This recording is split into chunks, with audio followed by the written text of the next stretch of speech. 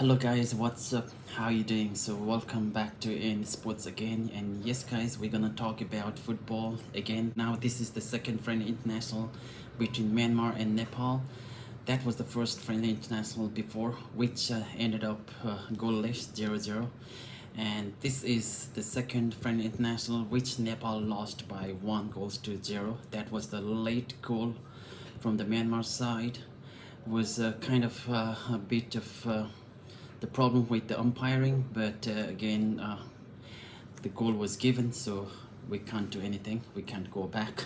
That was the result Myanmar is happy about, where Nepal lost the opportunity to at least make a draw or possibly win against the opponent that we have never won against. And yes, guys, we have to accept this fact.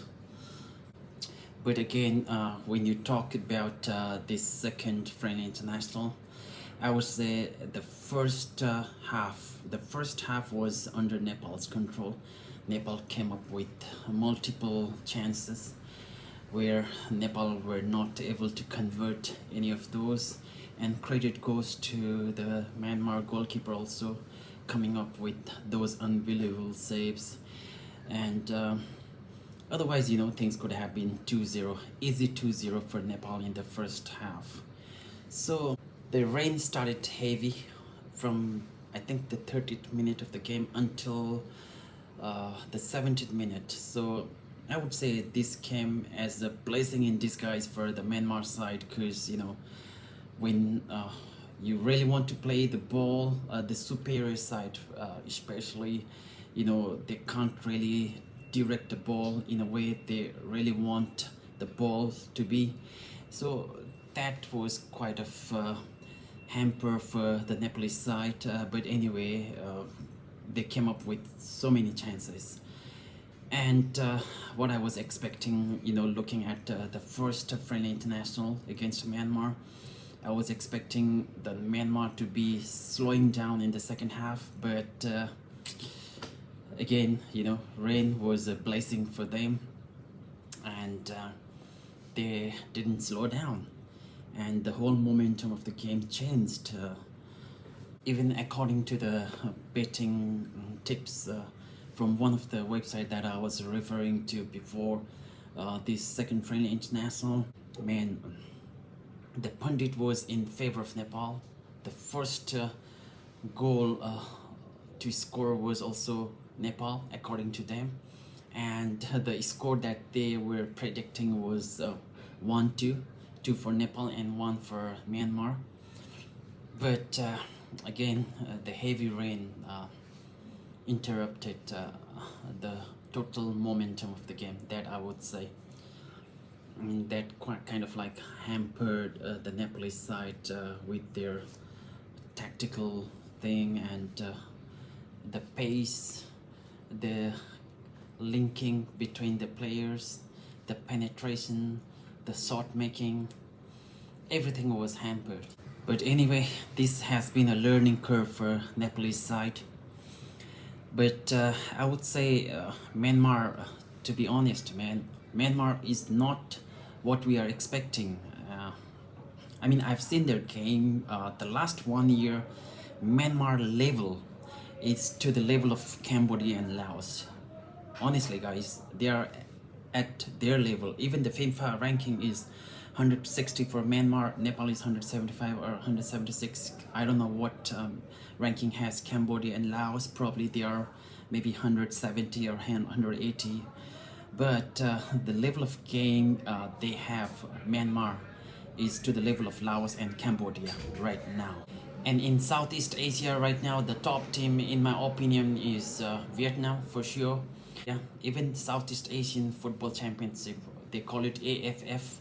I think it was won by Thailand, but still I would rank Vietnam first, second Indonesia, and third I would rank Thailand, and then after that is Malaysia and Singapore and Myanmar, and then Cambodia and Laos. But Myanmar, Cambodia and Laos at the moment are at the same level, regardless of their respective rankings. So with this experience, I'm sure the Nepalese player know what they really missed out in this two friendly international. This is gonna be another challenging task when we come against Laos. I think we've got 1 month or 1.5 month time to prepare for this match against Laos. This is gonna be, again, I'm saying, another huge task for the Nepalese side, because we have already seen Laos, I think 5 or 6 months back, the Tri-Nation Cup between Nepal, Laos, and Bhutan. That was in Nepal, and they really gave us a hard time. It was not an easy win for the Nepalese side against Laos.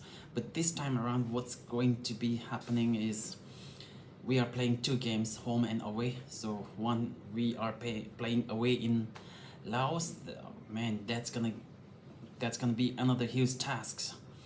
And again, I'm saying that if we are not able to uh, improve our the things that is missing out in the center mid and the opposition's D box area, then I think that's gonna be another huge mountain to climb against Laos.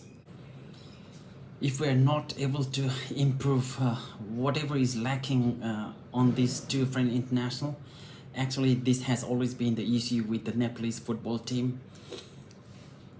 In the final third, the opposition D box, we are losing our confidence first, and we are a little bit confused there, and we are not relaxed enough to think.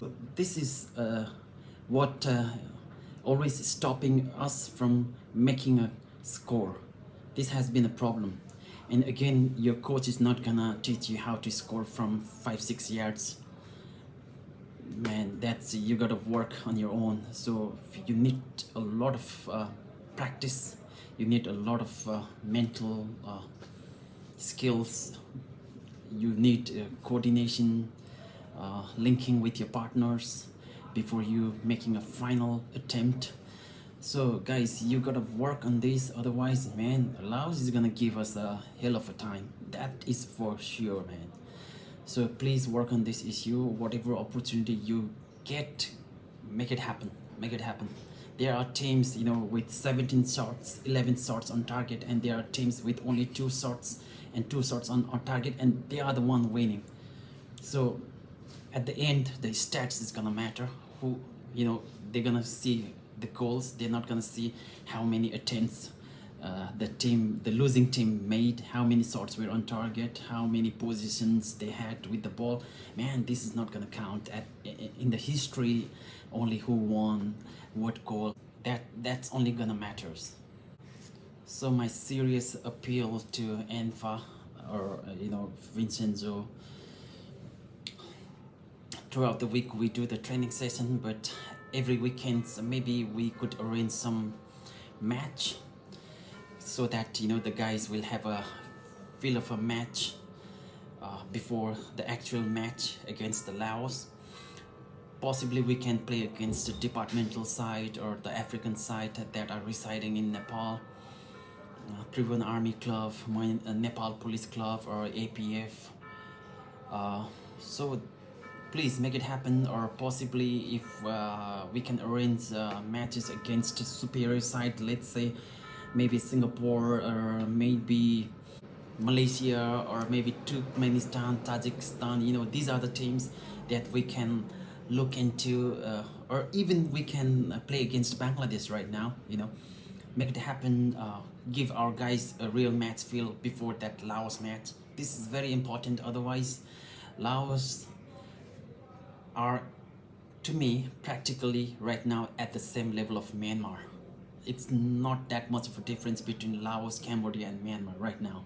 So we got to think this in a bigger picture, have our vision there, have our plan, and make our boys work according to it.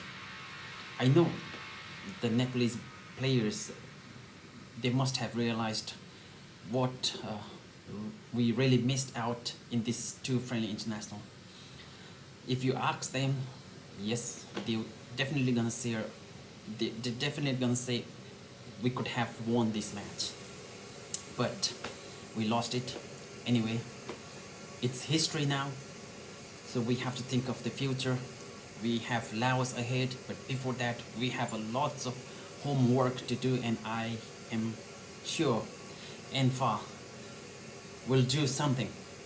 Otherwise, the training and then going into Laos, that's not gonna help. We need at least few matches again, because it's 1 month or 1.5 month time. So guys, make it happen. Enfa, whoever. Alright, thank you very much. See you on the next video. I'll keep making more videos relating to Nepal and Laos, and hopefully our boys gonna deliver the result this time around. Otherwise, man, if we lose this one, then we're gonna lose big opportunity to play against another 3 nations, possibly home away 6 matches. If we lose this opportunity, then man, the football is gonna go even backward in Nepal. If we get into this round, then this is gonna be a big boost for Nepal. The previous World Cup qualification we got into, yes, this level, then we must get into this level this time around also. No matter what, anyhow, we have to beat Laos, home and away both, and get qualified for this group stage. Anyway, thank you. See you then. Keep watching my video, and I'll keep updating with more video linking up with this Nepal and Laos class. Thank you guys. See you. Bye.